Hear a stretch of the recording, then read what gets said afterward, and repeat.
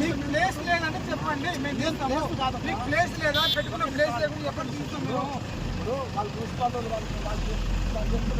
ఈ అర్ధరాత్రి వాళ్ళు రాస్తారు, మీ పోస్ట్ ఇవ్వటచ్చు. మీరు ఒక్కొక్క సిబ్బందికి 5 సార్లు ఫోన్ చేసి చూసాం సార్. చూసినా మీరు రాకముందు 9 పోలు వదిలిపెట్టి మొత్తం పోలన్నీ 250 ఫ్లెక్సీలు పీకిరు సార్. ఇది పద్ధతేనా సార్? 250 ఫ్లెక్సీలు పీకిరు. పెద్ద మనిషి చెప్పారు సార్, ఆ పోళ్ళకి వేస్తుంటాను చెప్పారు కదా సార్. నేను ఉన్నా సార్ అలా మీరు మాట్లాడినప్పుడు. మీకు ఏ ఇబ్బంది కావట్లేదు, అటువంటి పరిస్థితి అది తీయాల్సిన అవసరం ఏంటి సార్? ఇప్పుడు నేను అవి ఉన్నాయి, అవి తీయవు. కొన్ని రిస్ట్రిక్షన్ కొన్ని ఉన్నాయి, కొన్ని చేస్తున్నాం అని చెప్పినాం. అది మన రకరకాలతో మాట్లాడినాం.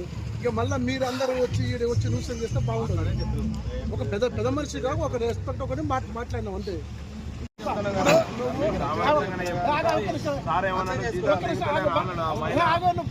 కార్మికులు అవసరమా సార్ రాత్రి కూడా? మీకు ఏమైనా ట్రాఫిక్ ఇబ్బంది అని చెప్పండి, మేమే తీస్తాం, మేమే వేసుకోపోతాం. ఇబ్బంది కాదు వచ్చేది, మేమే తీస్తాం సార్.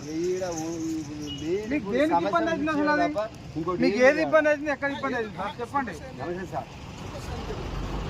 మేము ఇబ్బంది లేని కూడా పెట్టుకున్నాం సార్. మేము ఇబ్బంది లేని 40 ఏళ్ళు రాజకీయం చేసిన రాగన్న చైర్మన్ అయ్యిండు, సంతోష్ కోసం మేము పెట్టుకున్నాం.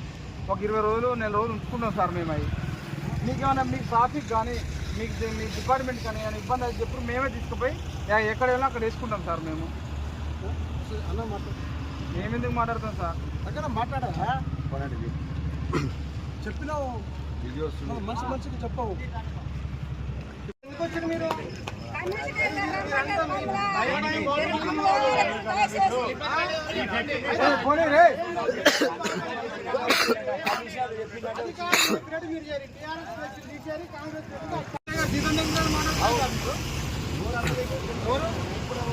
లక్ష రూపాయలు ఇస్తాం కూడా ప్రజాపద్ధతిని సార్. సంవత్సరాలు నడకపోతే ఎవరు అడుగుతారండి? ఎవరు అడుగుతారు? నైట్ ఎందుకు పిలిచిన వాళ్ళను? ఈ నైట్ ఎందుకు పిలిచిర్రు? పిలిస్తాం మేము, మా ముక్కోవద్దు. కందుకూరు బాబు 12వ సంవత్సరం బాబు.